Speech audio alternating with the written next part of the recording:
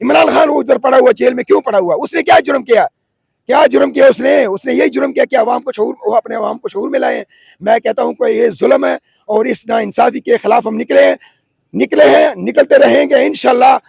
مرنا ہوگا، درنا ہوگا اور اس حکومت کو ہٹنا ہوگا۔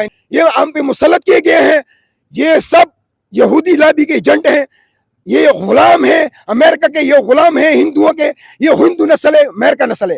میں ان کو پاکستانی نہیں۔ اب مجھے بتاؤ کے پی کے میں کیا ہو رہا ہے، وہاں پہ کیا ہو رہا ہے، کتنا ظلم ہو رہا ہے۔ یہ صرف ہمیں ٹارگٹ کیا جا رہا ہے امریکہ کے ڈالروں پہ، امریکہ کے وہاں پہ ڈالر چل رہے ہیں۔ میں اپنے اداروں سے بھی مجھے گلا ہے، ادارے ہماری جان ہے۔ السلام علیکم، اس وقت میں شہر اقتدار ڈی چوک میں موجود ہوں۔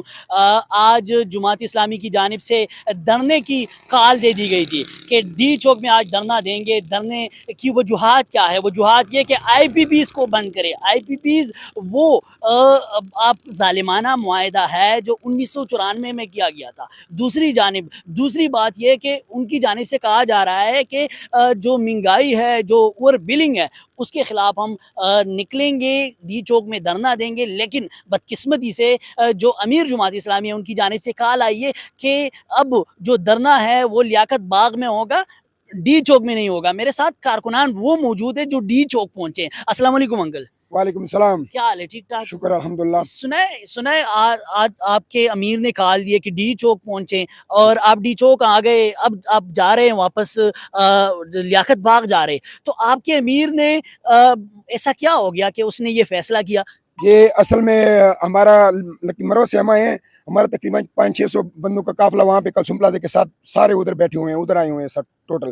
لیکن جو یہاں پہ جتنے بھی قافلہ آیا ہوا ٹوٹل قافلہ وہ لیاقت باغ میں پہنچ گیا۔ امیر صاحب کا حکم تھا، ابھی انہوں نے شاید پروگرام ابھی چینج کرنا ہے یا صبح کرنا ہے، لیکن مقصد یہ ادھر ڈی چوک کا جنہوں نے آرڈر کیا تھا، جو ڈی چوک کا انہوں نے حکم دیا تھا، کارکن یہاں پہ ٹوٹل پہنچے ہیں۔ کوئی جو جتنی رکاوٹیں انہوں نے کھڑی کی تھی سب رکاوٹیں ہم نے توڑ دی ہیں۔ فیض آباد چوک سارا بند کیا ہوا تھا، مری چوک سارا، وہ ہم نے سارے رکاوٹیں ہٹا دی۔ انشاءاللہ ہم اس وقت 11:30 بجے کا ٹائم ہے، ڈی چوک میں کھڑے ہیں، اور میں خاص کر کے آپ میڈیا والے کو بھی شکریہ ادا کرتا ہوں کہ آپ اس وقت کھڑے ہیں، یہ بھی آپ کے لیے جہاد ہے۔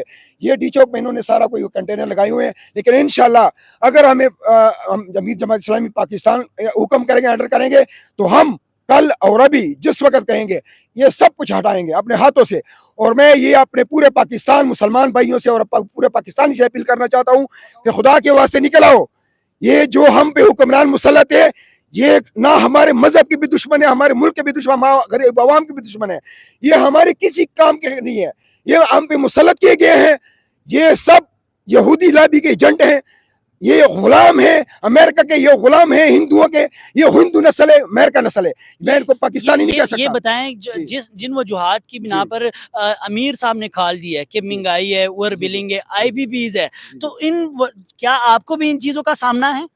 سر جی میں کہتا ہوں کہ یہ صرف جماعت اسلامی کا مسئلہ نہیں ہے، جو موجودہ حالات بنے ہیں پورے پاکستان میں، ورلڈ میں ایسا کبھی ہوا ہے؟ مجھے بتاؤ، اتنا ظلم کبھی ورلڈ میں ہوا ہے؟ اب مجھے بتاؤ کے پی کے میں کیا ہو رہا ہے، وہاں پہ کیا ہو رہا ہے، کتنا ظلم ہو رہا ہے۔ یہ صرف ہمیں ٹارگٹ کیا جا رہا ہے امریکہ کے ڈالروں پہ، امریکہ کے وہاں پہ ڈالر چل رہے ہیں۔ میں اپنے اداروں سے بھی مجھے گلا ہے، ادارے ہماری جان ہے، ہمارے ماں باپ ہیں، ہماری آرمی جان ہے، ہماری عزت تھی، شان تھی، لیکن آج آرمی کے پیچھے کیا ہو رہا، ہماری پولیس والے میرے بھائی ہیں، باپ ہیں، سب کچھ ہے ہمارے، لیکن سب ادارے بدنام ہو رہے ہیں۔ کس کی وجہ سے ہو رہا ہے؟ یہاں تک نوبت کیوں آئی ہے؟ خدا رسول کے واسطے میں اپنے اداروں سے بھی کہتا ہوں، اپنے پولیس بھائی سے بھی، اپنے آرمی سے بھی یہ اپیل کرنا چاہتا ہوں کہ مزید آ کے یہ بدنامی اور جو ہمارے ساتھ جو کچھ ہو رہا ہے اس سے اپنے آپ کو بچاؤ۔ اور اس میں ایک وجہ، آپ کارکن ہیں، ورکر ہیں، شاید آپ جانتے ہوں گے، جن آئی پی پیز کے خلاف جماعت اسلامی نکلی ہے، اس کے وہ آئی پی پیز جو ہے اس وقت اگر وہ ادارے کھڑے ہیں تو اس میں ایک شریف فیملی ہے، ایک زرداری فیملی ہے، اسٹیبلشمنٹ اس میں شامل ہے۔ اگر یہ لوگ اس میں شامل ہیں اور آپ لوگ دھرنا دینے آئے ہیں، تو کیا یہ جو اسمبلی میں بیٹھے ہیں یہ اپنے خلاف کوئی فیصلہ دیں گے یا آپ لوگوں کے مطالبات ہیں وہ مانیں گے؟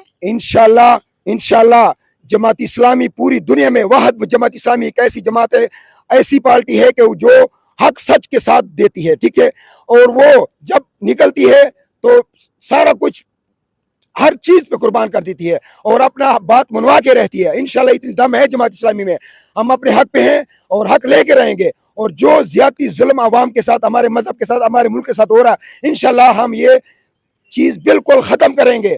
अल्लाह ताला ने इतनी ताकत दी है जमात इस्लामी को। ये अमीर साहब कह रहे हैं कि फार्म 47 की हुकूमत है। जी बिल्कुल। ये फार्म 47 की हुकूमत को अब आप उनसे क्या चाहते हैं? क्या आप ये चाहते हैं कि वो घर चली जाए जिस तरह पीटीआई का मुतालबा है? आप लोगों का भी ये मुतालबा है? मुझे पहले ये बताएं कि जो मुसल्लत की गई है मौजूदा हुकूमत, ये किस कानून के तहत मुसल्लत की गई है? ये सिर्फ हुक्मरान, ये सिर्फ गुलाम है अमेरिका के, हमारे ऊपर मुसल्लत की गई अमेरिका की वजह से।